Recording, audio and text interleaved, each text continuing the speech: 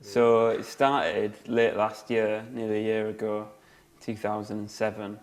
The thinking behind it was, let's get a space where a few of us are in a similar situation, that we can have that space and use it as a workspace, as a place where we can meet and network, and also somewhere we can bring clients and what have you.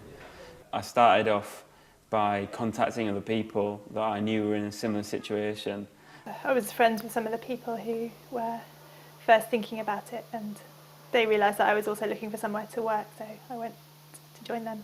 One of my prime motivations was the prospect of not necessarily working together with people, but just that kind of sense of being in the loop and knowing what other people are up to and hearing about other things that are going on. I think that's really important. As soon as I started doing that, there was loads of positive feedback. Lots of people were really into the idea, and really it was the enthusiasm of the people that kind of kicked it off and made an idea into a reality. We started meeting in November 2007, and by December 2007 we realised there was a really good opportunity to go for the Co-op Fund grant and to get a sizable amount of money to do the space up, to give us a bit of a head start, to give us some resources for marketing. If we do get the grant, we can do these things. If we don't get the grant, then here's how we need to operate. How many people we need in order to break even, how we're going to do that, how we're going to reach that break even point. You're not looking at any high earners within the space.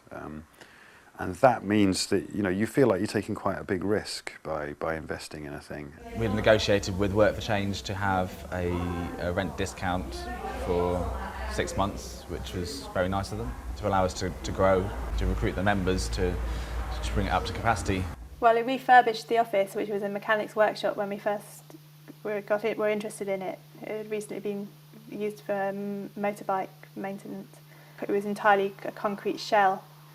So Work for Change arranged for it to be turned into an office. The grant process took a little bit longer than we were expecting.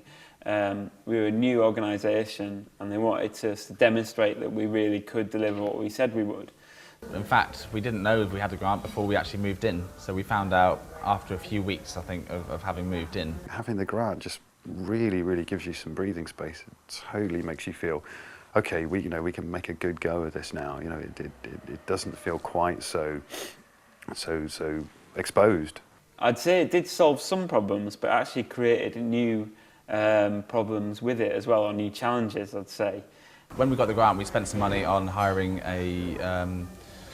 a facilitator to come in and help us do a visioning day in terms of seeing how we were going to work as a cooperative and how we were going to sort of spend this money and how we were going to manage it.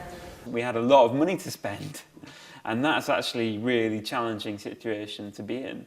Because you've suddenly got this responsibility to spend it and spend it wisely and make decisions based, on cooperative, democratic decisions based on what everyone decides and feels and thinks is right. There are overlaps in terms of skills, so if we've been talking about subcontracting, for instance, copywriting for the website, well, I could do that, Jonathan could do that, Hannah could probably do that. Ecobee makes websites. We could have been employed to do the website. Jonathan does marketing. He could have been, Who would have got the contract within, if you were bidding against each other within the cooperative? We made a key decision, and that was that we wouldn't pay ourselves any of the grant, that we were here voluntarily, that we gained our benefit from being here and from a reduced rent, but that if we were to pay ourselves out of that grant, it would create all sorts of contradictions and difficulties. If a co-op member had taken on one of the contracts and does it badly, that's a very difficult thing to say to somebody that you then hopefully are going to have a relationship with within a fairly small workspace for potentially years to come. Where would the responsibility lie? You'd be the client and the subcontractor in effect.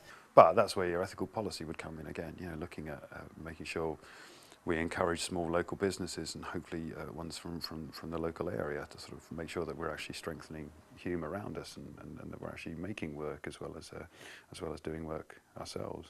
It's been really great to tender these bits of contracts, we brought in new skills and new people into the co-op that have contributed in different ways and brought their own skills, their own experience.